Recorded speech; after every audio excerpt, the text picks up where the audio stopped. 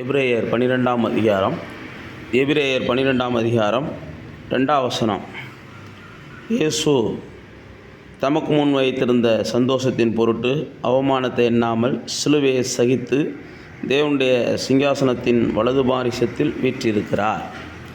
இயேசு நம்மை சொந்தமாக்க வேண்டும் என்று அவர் முடிவெடுத்து விட்டபடினாலே நம்மளை ஆதாயமாக்கிக் கொள்வதற்காக அவமானங்களை அவர் எண்ணவில்லை, பாடுகளை அவர் நினைக்கவில்லை, பரிகாசங்களை அவர் பொருட்படுத்தவில்லை.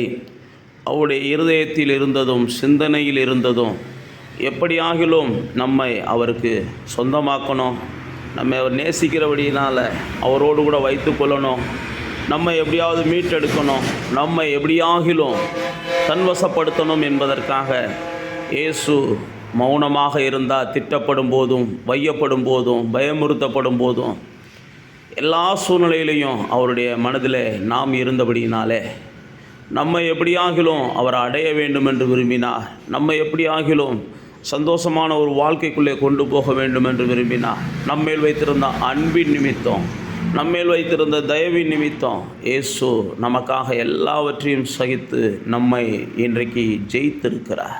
நம்முடைய உள்ளத்தை ஜெயித்திருக்கிறார், நம்முடைய வாழ்நாட்களை ஜெயித்திருக்கிறார், நமக்கு இருக்கிற எல்லாவற்றையும் ஜெயித்திருக்கிறார். ஆகையால் இந்த இயேசுவிடத்தில் அன்பு கூறுவோம். இன்னும் நன்மைகளை சுதந்திரிக்க இயேசு நம்மை வழி நடத்துவார்.